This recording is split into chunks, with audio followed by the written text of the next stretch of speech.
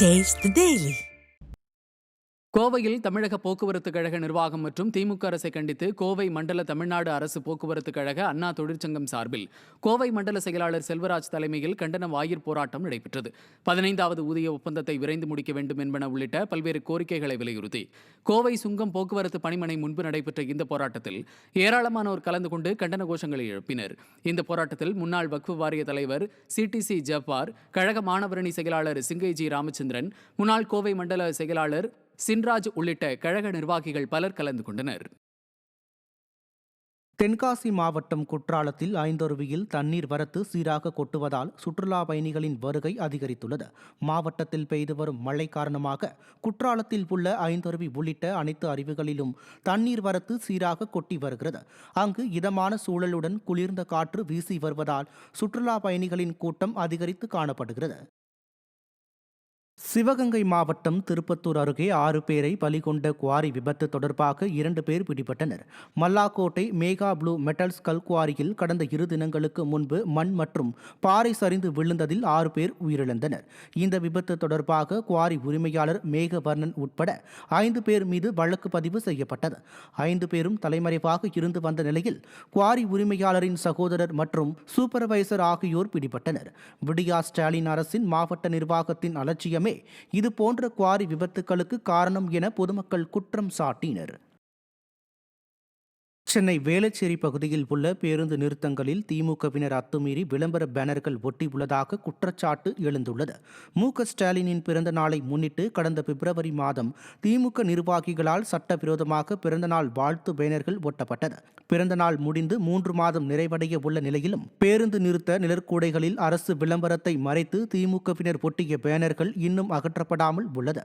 இதுகுறித்து மாநகராட்சி அதிகாரிகளிடம் பொதுமக்கள் புகார் தெரிவித்தும் அவர்கள் எந்தவித நடவடிக்கையும் எடுக்காமல் ஒருதலைபட்சமாக செயல்பட்டு வருவதாக பொதுமக்கள் குற்றம் சாட்டுகின்றனர்.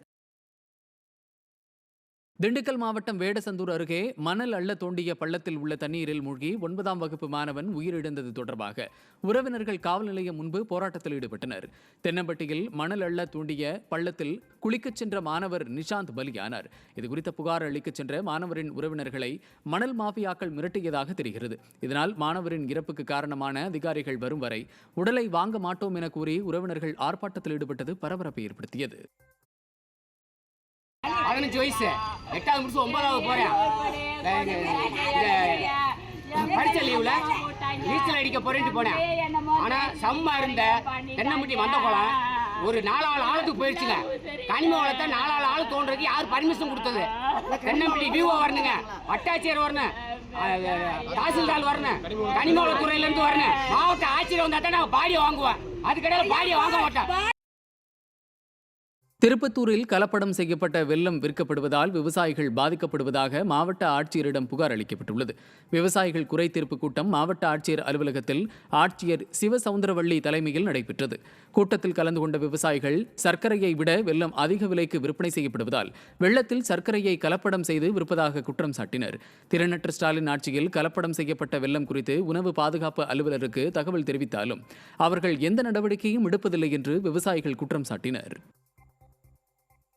தருமபுரி மாவட்டம் பாலக்கோட்டில் சாலை குண்டும் குழியுமாக உள்ளதாக பொதுமக்கள் குற்றம் சாட்டியுள்ளனர்.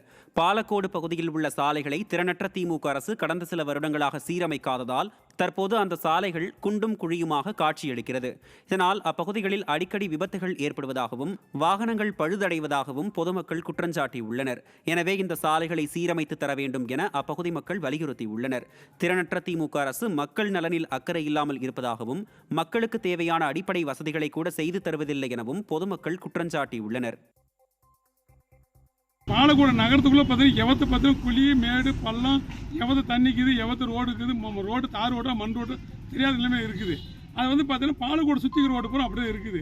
இதை ஏறத்தாலும் பாலக்கோடு சிட்டானல் வந்து ஒரு 15 கிலோமீட்டர் ரோடே போடல. அது எப்படி வண்டி ஓடுறதா வாகனம் ஓடுறது ஒன்றும் புரியல. இது நெடுஞ்சாலை அதிகாரி அது வெளியே தான் போகிறீங்க, இல்லை கண்ணில் பார்க்குறீங்களா தெரியாது. மாவட்ட ஆட்சியர் வெளியே தான் போகிறாரு, SP வெளியே தான் போகிறாரு. ரோடு ஏன் பற்றி கண்டு மாட்டேங்க, என்ன காரணம்? உடனடியாக இந்த ரோடு வந்து சரி செய்யலன்னு சொன்னால் இந்த பக்கம் கசர்குழி ரோடு, இந்த டவுனுக்குள்ளேயே வந்து இந்த குழி படம் வந்து பாருங்க, இதெல்லாம் நேரம் ஆய்வு பண்ணுங்க. நான் சொல்ற பொய்யன்னு ஆய்வு பண்ணி பார்த்து அந்த குழி எல்லாமே வந்து சரி பண்ணுங்க. ராமநாதபுரம் மாவட்டம் கமுதி அருகே வடுகப்பட்டி கிராமத்தில் சுந்தரராஜ பெருமாள் குங்கும காளியம்மன் கோயில் வைகாசி பொங்கல் விழாவை முன்னிட்டு வடமாடு எருதுக்கட்டு விழா நடைபெற்றது. இதில் 14 காளைகள் கலந்து கொள்ள ஒவ்வொரு காளைகளுக்கும் 20 நிமிடங்கள் ஒதுக்கப்பட்டு 9 வீரர்கள் அடங்கிய மாடுபிடி வீரர்கள் பங்கேற்றனர். இதில் பிடிபடாமல் வெற்றி பெற்ற காளைகளுக்கும் மாடுகளை பிடித்த வீரர்களுக்கும் 15,000 ரொக்கம் மற்றும் பரிசு பொருட்கள் வழங்கப்பட்டன.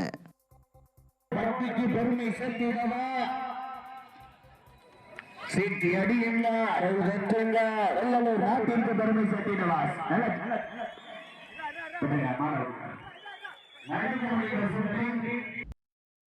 விழுப்புரம் மாவட்டம் திண்டிவனம் அருகே தண்ணீர் பாய்ச்சி கொண்டிருந்த டேங்கர் லாரி மீது அரசு பேருந்து மோதிய விபத்தில் ஓட்டுநர் சம்பவ இடத்திலேயே பலியானார்.